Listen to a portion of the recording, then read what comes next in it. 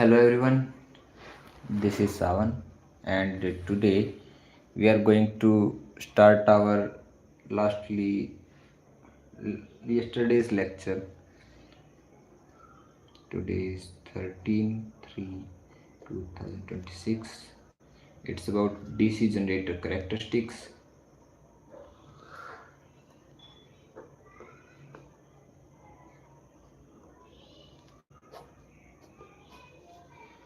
So we have lastly discussed about DC generator characteristics, or we have completed DC shunt generator characteristics, in which we have covered two type of characteristic. First one is no load characteristics, which are same for every kind of generator, DC generator. And second are external characteristics.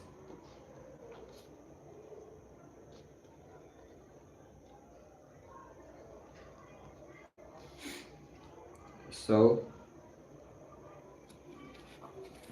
now today we will discuss about external characteristics of, first one is DC series motor, and second one is DC series generator, sorry, DC compound generator.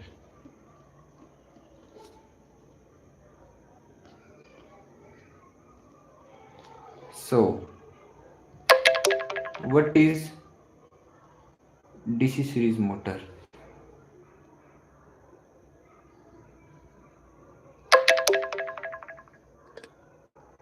Hmm,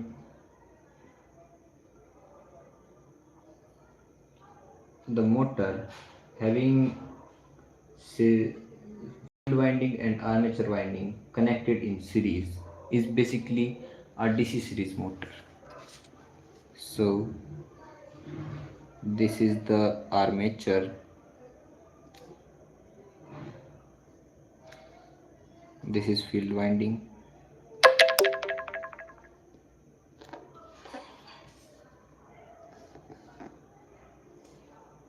and here is the load connected.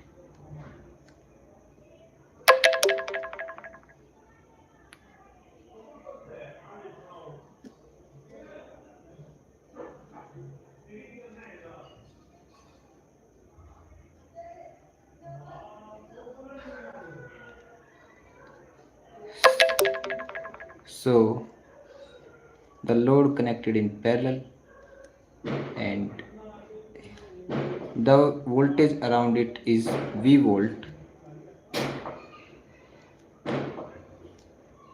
The current flowing through it is IL, the line or load current. The resistance of field winding is RA. The resistance of armature winding is this RSH. This is RA. The generated voltage EG. The current flowing is IA also. Here IA is equal to IL due to series connection. Here is the brushstroke VB. So now we can tell various things. Before that, we will cover something that voltage V is equal to generated voltage EG subtracted by IA, that is the line current, load current or armature current, as both are equal. The RS series, the armature resistance, and RSE, the field resistance. These produces losses, or say voltage drop. This is generated voltage, this is terminal voltage. However, it also comprises of voltage drop at brushes, but we neglect as the amount of voltage drop due to brushes is very low. So by EMF equation we can write Eg as phi, the flux, Z the number of armature conductors, N the speed of rotation, P number of poles, 60 as the constant, and A equals to number of parallel path, where the value of flux depends upon the current flowing through the field winding. Now, suppose we just turn off a single load, then the normal IA current is flowing in the circuit, nothing special will happen. Now, what happens is the by turning the second load on, the current flowing through it will increase. So, by increasing the load, the current flowing through it increases, which is equals to IA, that also increases.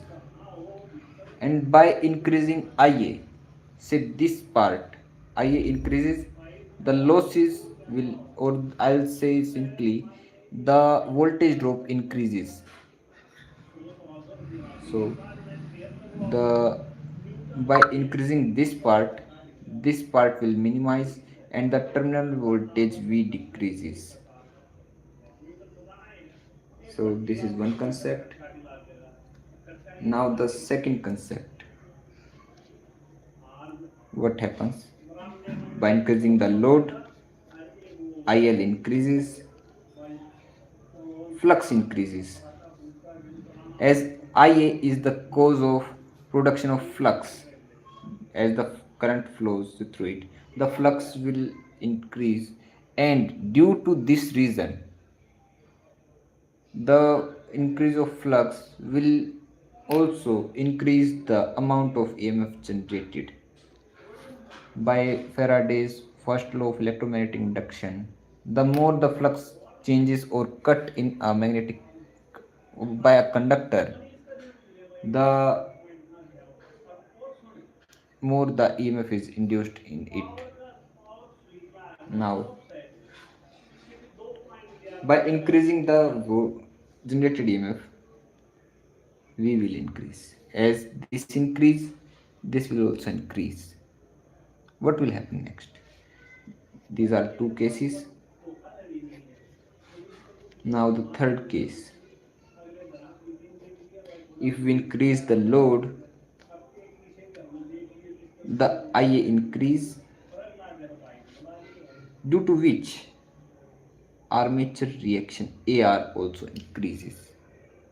And if armature reaction increases, the demagnetizing component will increase, which will demagnetize, or I'll say weakens the main magnetic field. If it weakens the main magnetic field, the flux will reduce, and this reduce will change the EMF generated, so the result is EMF also reduce, and if this component reduces, the terminal voltage also reduces. So what happens basically is, say this is terminal voltage V, this is maximum generated voltage,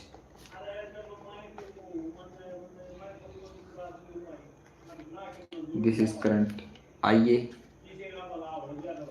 Now at starting, due to increasing EMF generated, the current will increase, the voltage will increase and flow through the load.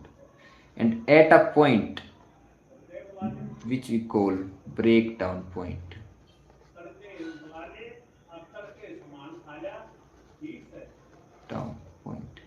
at this point, the demagnetizing component will, as we see, it start at a high expansion in starting, and then it increases very slowly, and at this point the losses are that much high that it will completely shut down. That's why it's known as breakdown point. So again, when we just connect the series generator to a load, at first the voltage will increase as the EMF is more and the current is increases. After that, the losses will be that much high that it will reach the breakdown point of the motor or say generator. It will reach the breakdown point of generator, and at this point the generator will shut down itself. So these are the external characteristics of DC series motor. Now we will discuss about the DC compound generator.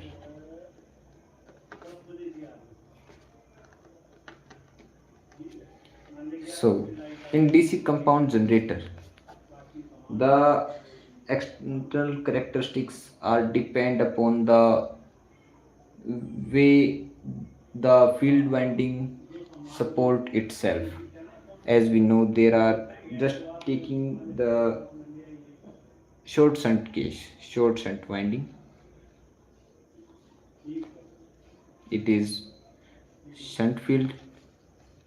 It is the armature.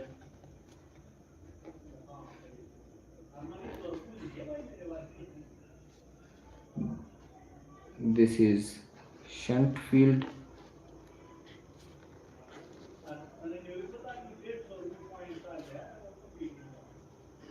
This is load.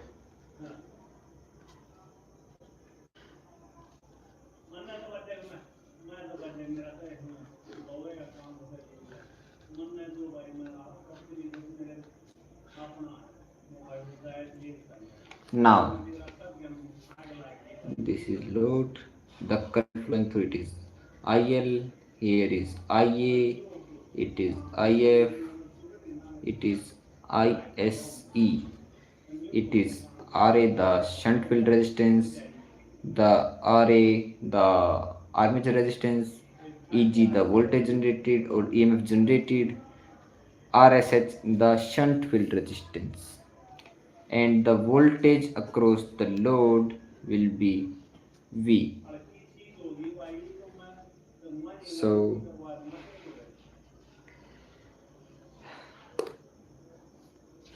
what happens to compound motor? As we know, there are two type of field: shunt field and series field. There can be three cases. First is flat compound. Second one is over compound. Third one is under compound. If the series field and shunt field are connected in a way that the the increasing and decreasing of load didn't affect the terminal voltage. They are both for producing of magnetism and magnetic flux that will be cut by the conductors placed on the armature. So if the current is in that amount, that will make the rotor or the terminal voltage with no effect from the current changing or the load changing. So what will happen in flat compound is basically that, say it is the generated EMF, and what will happen if this is IA, this is EG, this is increasing the terminal voltage. Now what happens in flat compound? If say this is the resultant, if this is the starting voltage, then the flat compound DC generator ends up here, flat level, at flat level. And in under compound, say under, which means downward, that happens because if somehow the series field make the shunt field to act backward, or I'll just simply say The load, when the load is increased, released results in decreasing of terminal voltage. See this effect. This is under compound.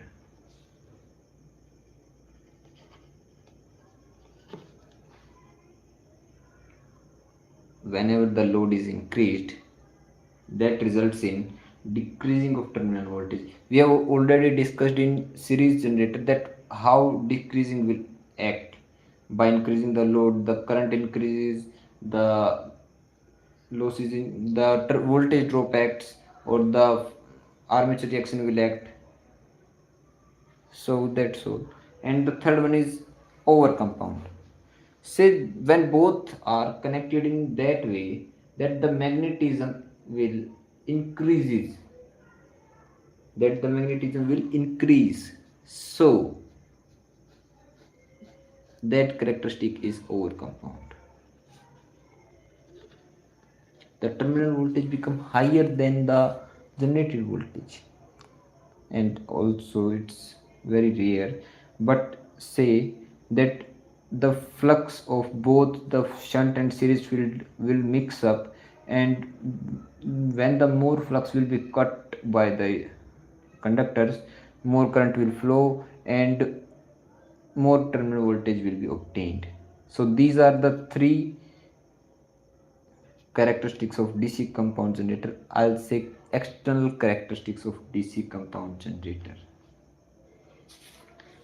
So here we are done with DC generator, or else if there is any topic remaining that will be covered. Let me check what is remaining.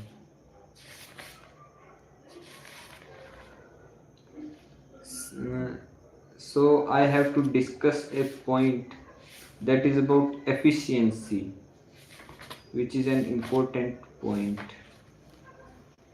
Efficiency.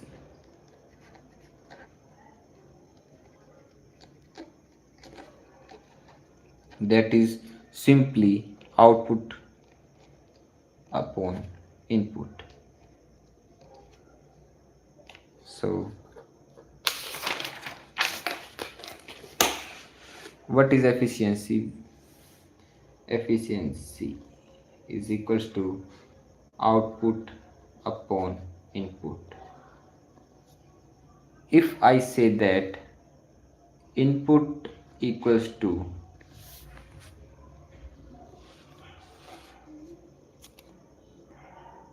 output plus losses, we already discussed what type of losses are: constant losses and variable losses, and various other, that copper losses, core losses, mechanical losses, and stray losses.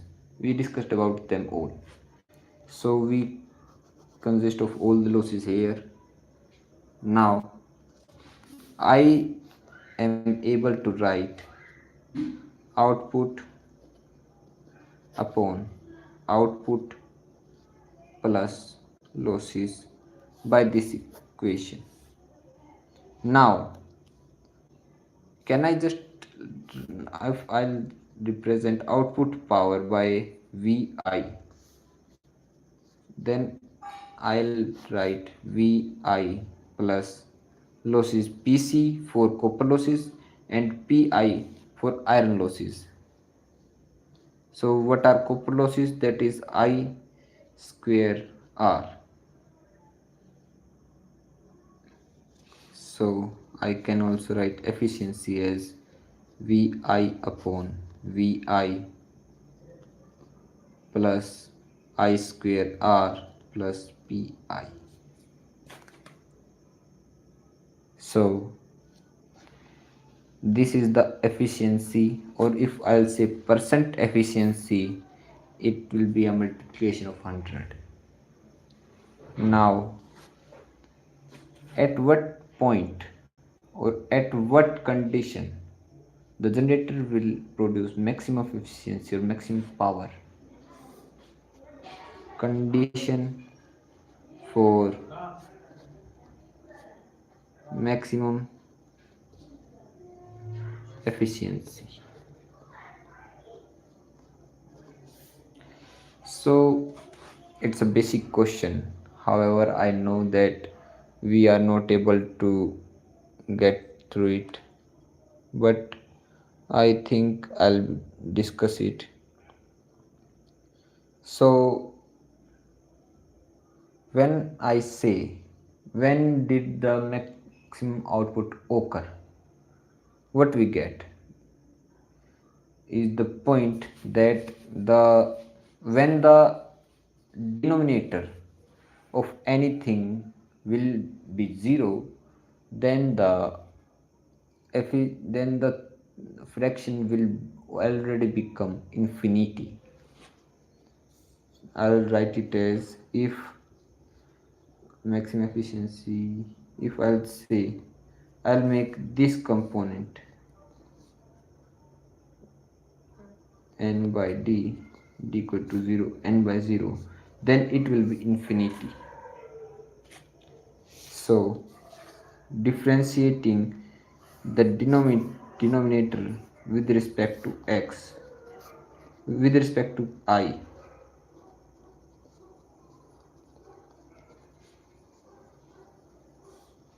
so this will become equal to 0.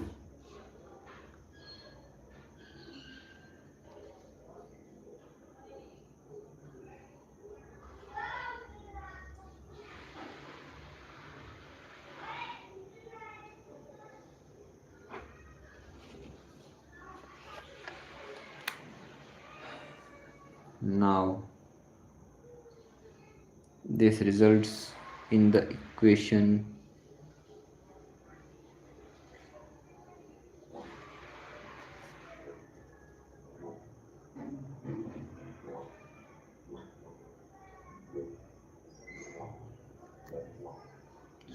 sorry, I forgot one point.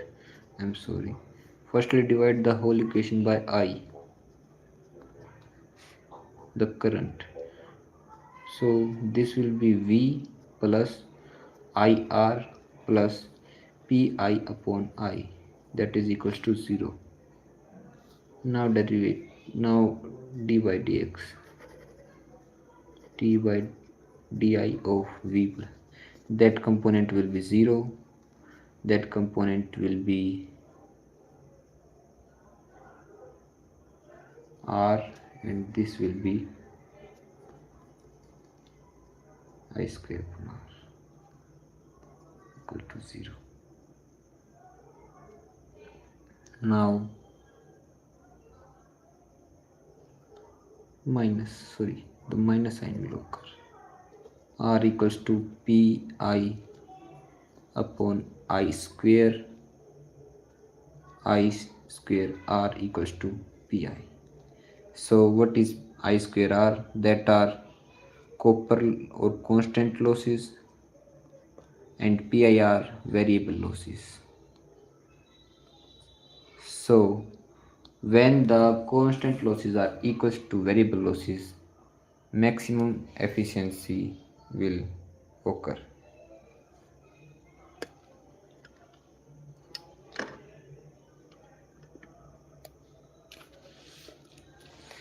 So I think I have completed all the topics related to generator. So that's all for today. In the next lecture, I am supposed to do some numericals that will be on Sunday. We will do numericals problem related to generator on every topic we have covered. So thank you for the class. Thank you for everything. I think I have covered every topic. If any doubt occurred, then please come to me. I'll make sure that I am able to cover that topic. In the description or in the channel corner, I have provided my Telegram group link. You can also come there and ask for problems, or else you just comment on the video. So thank you.